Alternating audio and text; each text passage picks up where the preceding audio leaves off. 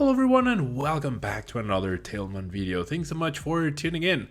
Unless you've been living under a rock, you know that Giratina VSTAR is the deck to beat right now. It's the best deck in the format based on results, performances, and just everything that the deck can do.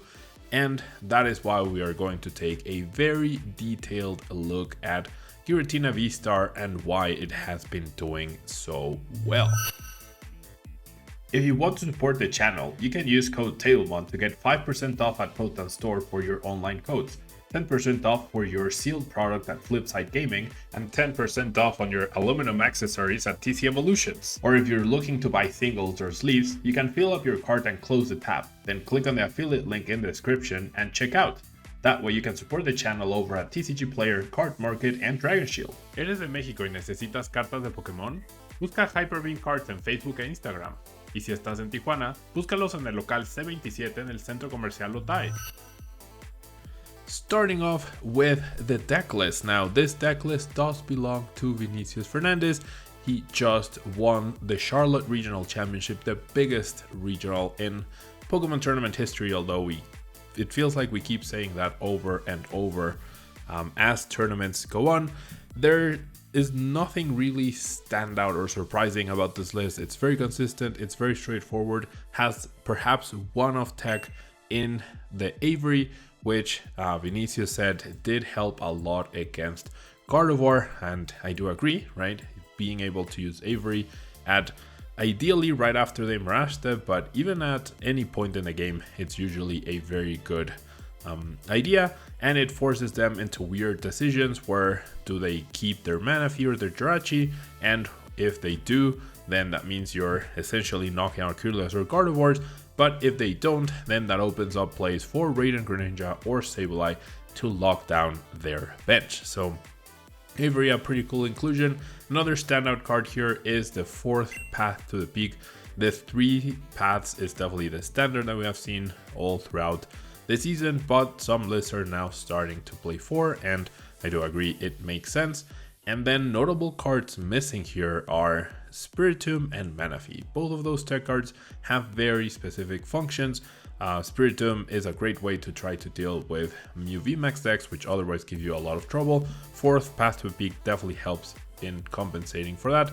However, Spiritomb is of course a more direct counter, and then Manaphy is great for the potential mirror match, but if the finals of the Giratina mirror match over at Portland was an indication, whoever gets ahead or too far ahead in their prizes and overextend their resources can be heavily punished by a late game Roxanne, so perhaps letting your opponent take 2 prizes with Greninja on your Comfey might not be such a horrible idea if you've already set up and you don't need them anymore. So other than that, nothing stand out about this list. Everything is pretty standardized at this point in time. The energy count does have that 14th extra energy being the water, which combined with the Avery, I think makes a lot of sense. And yeah, I mean, I guess the force switch card is definitely something that's not very standard either. No escape ropes, no switches, so no way to get that Giratina VSTAR out of the active other than a Jet Energy. It is also one less total switch card than we have been seeing, 9 being the standard between like 4 Jet and 5 switching effects. So Vinicius just deciding to go for a more straightforward approach. And so let's take a look at why this deck is excelling right now in the metagame. So let's talk about the matchups for this deck. With Charizard, Pidgeot being the most popular deck in the room this past few tournaments, having a good matchup against that is essential to see success, and Giratina VSTAR has exactly that. It can 1KO Charizard Charizard EXs, pardon me. It can also 1KO Pidgeot EX without needing the VSTAR. There's always a Rotom or Minion in the bench waiting to be sniped, and the early pressure from Cramorant can sometimes be destabilizing. The 4 path to a peak can also help shut the deck down. So that is why the Charizard matchup is a pretty good one for this deck now. Of course, the mirror match is 50-50. Manaphy is a tech that you could play perhaps to help with making that a little bit in your favor, but I don't think it's impactful enough to really make it like a 70-30 or even 60-40, maybe 51-49 if you're playing Manaphy, so probably not worth it if it's not going to be useful against pretty much any other deck. Now, the Gardevoir matchup is something that has been debated on a lot. We even had a very big show match, money match rather, between two players trying to both make their points. Giratina did end up winning that money match. However, I will say I haven't watched it. It's too long for me to watch at this point. However, I've personally had a pretty even mixed of results with Giratina versus Gardevoir. It just feels like the early pressure can sometimes get to Gardevoir. Both decks also enjoy being a little bit behind in order to disrupt the other opponent in Giratina's instance, and Gardevoir enjoys being behind because then that means the reversal energies are activated. So the balance and power struggle between the comeback cards between those decks is very crucial. However, that is why I would put the matchup at very 50-50. Sometimes Giratina just gets too far ahead that Gardevoir can't catch up because of the frail setups. Sometimes Gardevoir immediately stabilizes and can respond with Cresselia, which Giratina doesn't have a great answer to. Some lists are not even playing Cresselia, so those are definitely unfavored against, or slightly unfavored against Gardevoir. So there's a lot in the dynamics, and I think it's a pretty 50-50 matchup, and very skill dependent, and also setup dependent as well. Now, Mew VMAX is definitely, in my opinion, a bad matchup, especially with no specific decks such as Spiritomb. For Path to a Peak, as Vinicius played, definitely helps, but Mew decks are designed with countering Path to a Peak in mind, no matter which version it is, whether it's Fusion or the DT Mew. They play a lot of counters to Path to a Peak or even Path to a Peak themselves, and the early pressure on the Giratina Vs and the lack of 1-hit KO potential after you've used your V-Star can be a little problematic. But hey, if Mew isn't a very popular deck, then you don't need to mind that too much, which is the case. Yeah, a lot of the time, some decks that are doing really good, I get a lot of questions like, hey, but what do you do against this? You lose to this deck, or you lose to this card or tech. And it's like, who cares if you lose to this card or tech if it's not being played at all, right?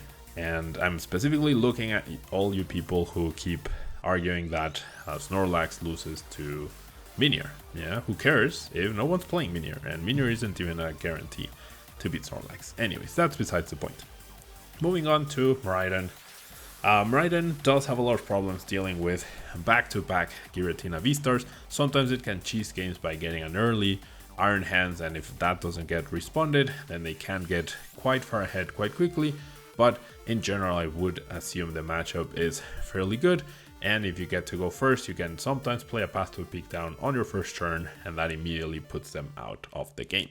Now, Lost Box decks in general, yeah, I'm combining both Sableye and Mirage Gate based decks, and like everything that's just a Lost Box deck, there's too many variants to enlist, are usually not great matchups to Giratina.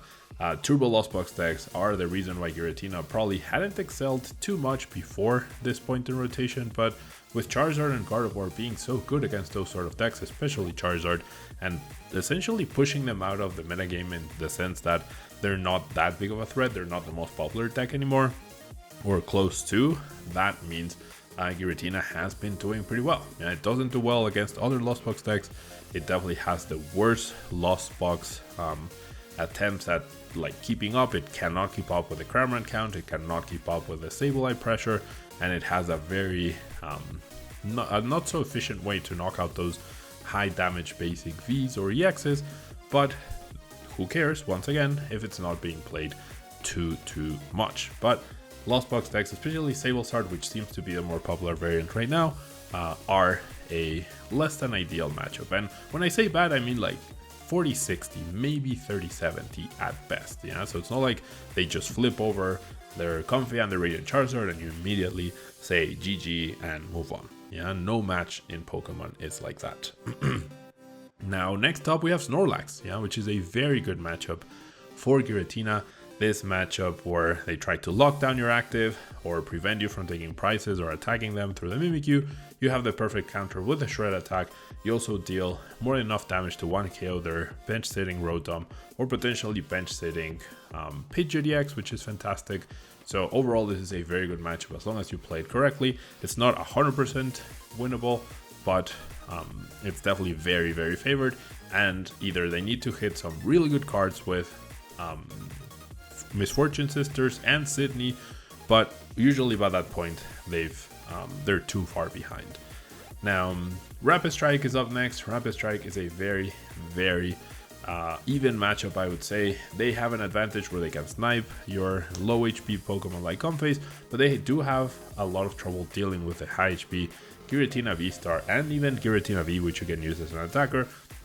And I think Vinicius's deck is especially well designed to combat this with the 4 Switch Cards to just heal that little bit of extra damage, making it hard for even Inteleon VMAX to 2-hit KO Giratina VSTAR. And as long as you're attacking with Shred and healing those Giratina Vs before they evolve, it's gonna be tough. So I do put it at 50-50. It is a very intricate matchup, but I would say in the right hands, it might feel a little bit favorable because you do have that immediate 1-kill bottom for 3 prizes with the V-Star. But overall, probably a 50-50 matchup. And then the rest of the matchups are fairly good. Roaring Moon can trade very nicely 2 for 2 with Giratina V-Star, can apply early pressure as well, but doesn't have a great response to Cramorant, doesn't have a great response to Sableye, so if you're self-damaging, that can be a big problem. That's why I give the slight edge to Giratina. Then we have Baxcalibur with Qianbao. Once again, a fairly good matchup. Yes, they have Radiant Greninja, yes, they threaten that, but it's really hard for them to recoup from a Roxanne plus Sableye KO their Bibarel, especially when combined with a counter catcher that usually lets you catch up if you were behind and allows you to just wreck their board. And you can also, with the 2 pulse disorders, heavily target the Baxcalibur, which they will struggle to get back up continually each and every turn. So overall, a fairly decent matchup. Next up, we have Entei Iron Valiant. I added this just to it is a deck that exists. It hasn't performed well at all since LAIC. I do feel like it has less and less merit. I definitely overestimated Iron Valiant's success and potential myself, and so I'd say this is a fairly good matchup as long as you're able to stabilize. 1 Giratina V-Star is really hard to get through. If you get to set up and attacking, that's usually game over.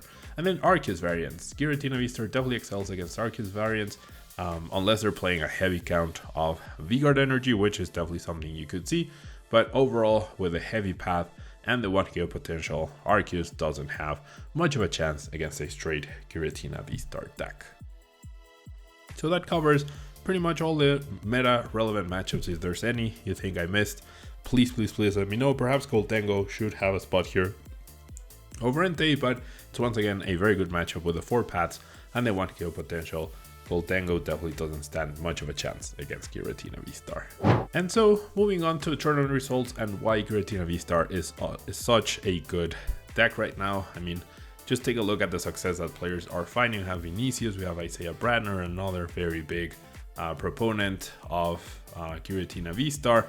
John Eng, Portland winner, getting back-to-back success, top 32 placement at Charlotte right after winning Portland, which is huge, and just a lot of players playing the deck and also doing really well. As we can see, Giratina has gotten a lot of top 8s, 2 wins, 3 international top 8s, and a lot of points and a lot of money has been won by Giratina V-Star. We can see the detailed tournament history, and big shout out to Limitless TCG for providing this information. You can see how many players made day 2 at Charlotte with the deck and how many players made day 2 with Giratina at Portland as well. We also have Japanese players having success with the deck very recently back in December, and more success with the deck at San Antonio. Grant Hayes taking 2nd place, but honestly, one more turn and he probably would have been the winner of that tournament as well. So we actually could have seen Giratina V-Star win back-to-back regional championships if it wasn't for that pesky mustached Azul Garcia Griego. But anyways, a lot of big tournament results. Definitely took a little bit for the deck to start getting traction. Did show up at Stuttgart Regional, of course. Alberto, another big player that has been shouting to the heavens how much or how good Giratina VSTAR is. And yeah, a lot of good results for Giratina VSTAR, a very powerful deck.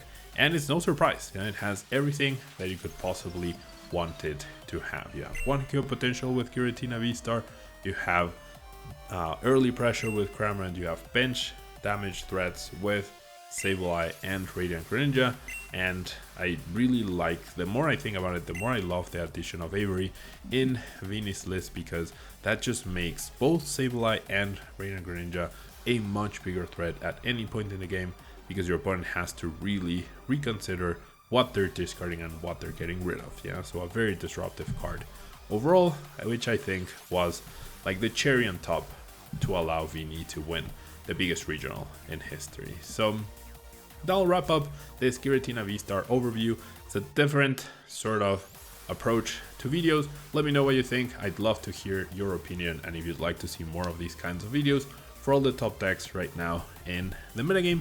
Thanks so much for tuning in. Don't forget to leave a like, and I'll see you in the next one. Goodbye.